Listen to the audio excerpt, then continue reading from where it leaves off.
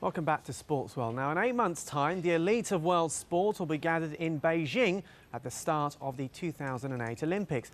Now, for smaller Olympic sports, it'll be an opportunity to promote their cause in an attempt to gain more exposure, participants and finance. Now, one of those sports is archery, which has recently been trying to revamp its image to attract more fans. It began at the Archery World Cup, and Sportsworld's Joanna Gasharowska was there.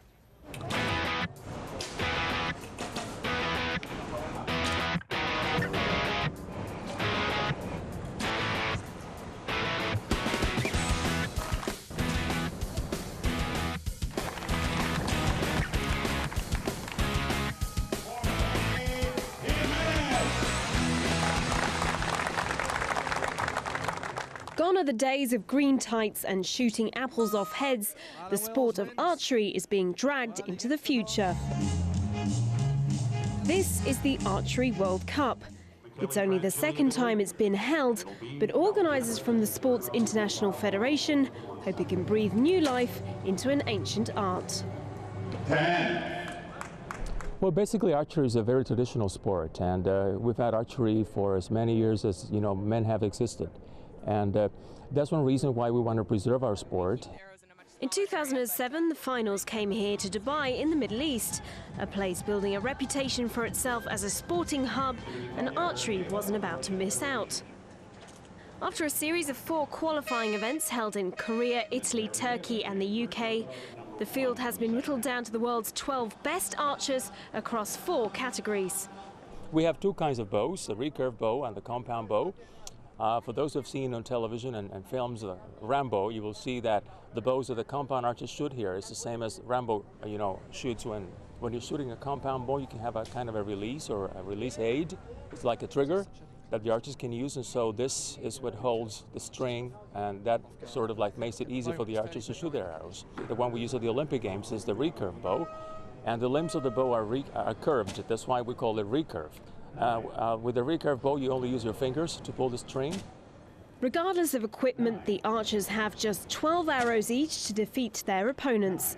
And much like cricket has introduced the 2020 format to attract a wider audience, Archery's World Cup has brought some fundamental changes to the sport. The archers have just 20 seconds to release their arrows, as opposed to the usual 30. Add to that a first prize of $20,000 and set the whole thing in a glamorous setting, and you've got the makings of a sport made for an increasingly discerning audience.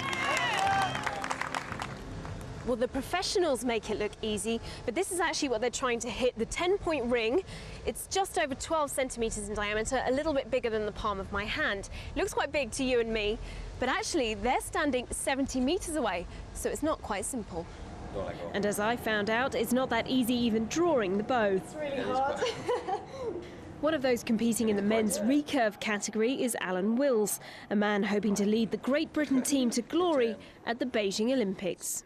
I first started archery about 1994, 95. I originally started, I just like shooting things really, and it's a bit of a buzz that you get from using a bow and arrow. It's addictive when you're actually doing it, and it's a sport that anyone can do. Fat, skinny, tall, short, anything. It doesn't matter where you come from, what you do, anyone can do archery. That's something Petra Eriksson can agree with. A veteran of the tour, she goes into this World Cup a little larger than usual, as she's expecting her first baby. And I know that you're pregnant. How does that affect your archery? A little bit. Since I'm getting heavier, it's a bit heavier to move around in the heat, but otherwise than that, it's fine. Yeah. More than fine, in fact, with the Swede clinching the women's compound title. She is the gold medalist, she is the world champion. The mum-to-be was a little emotional as she picked up the $20,000 prize. Archery has for years been dominated by the Chinese, Koreans and Russians. But new to the scene is India, and one woman in particular is making waves. This is very good sports for me, and I like this very much, this sport. But in our India, it's not a very popular sports in India. So they are improving archery last 2-3 years. So I think after 10 years, India also very good result in Olympics also.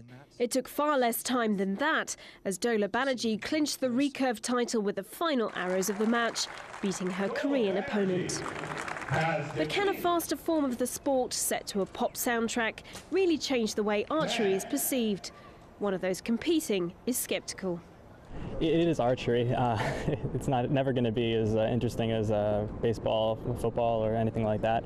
But I think that they're making great strides towards getting it more entertaining for younger audiences. So I think they just need to keep doing what they're doing. And you're a student, so what would you spend your $20,000 on if you won today? I should say my education, but I think it's going to go for more recreation and going out to dinner with my friends. Students say they never change. In the end, Gillentine had to settle for second place. No doubt the $10,000 prize will still be used just as wisely. Future ahead of him.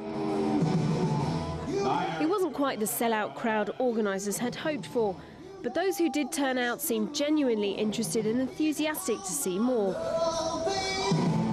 And with the World Cup expected to have been watched live by millions around the world on television, both the competitors and the organisers are hoping they've done enough to target a new generation of archers. Joanna Gajrowska, Al Jazeera, Dubai. Now, it's credited as Brazilian football's secret weapon, a form of the game which develops skill and strength at an early age. In the last few years, the popularity of futsal has grown throughout the world as players like Ronaldo, Ronaldinho and Rivaldo have all preached the benefits of the smaller game. Now, Thailand is one of the nations finding futsal success, and they have a couple of secret weapons of their own. Ekapong and Ekafan Suratsuwang grew up in one of Bangkok's anonymous high-rise communities. But they've emerged from such humble backgrounds to become two of their country's biggest futsal stars.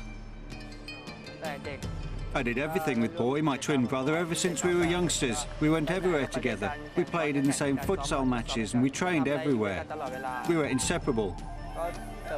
I've grown up in this area and I've played futsal here all my life. So I like to teach other youngsters from here how to play the game as well.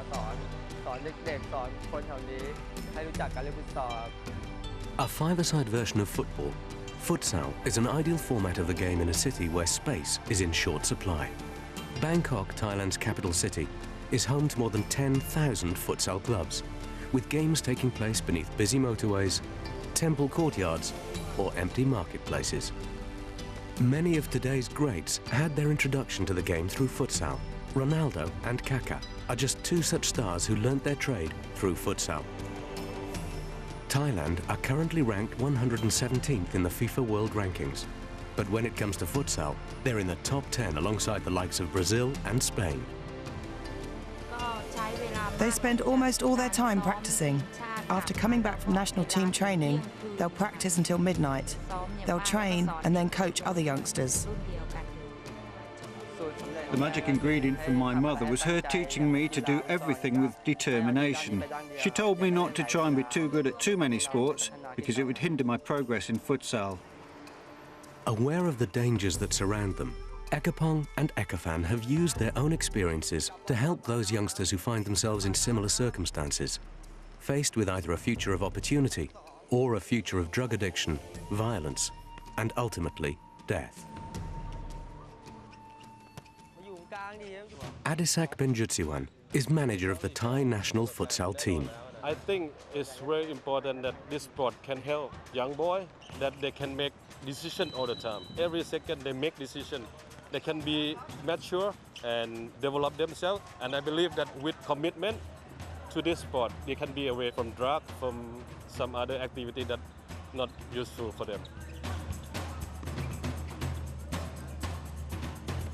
I think Thailand very lucky that we have these two boys. They look alike and they play very similar, but both of them can help Thailand a lot.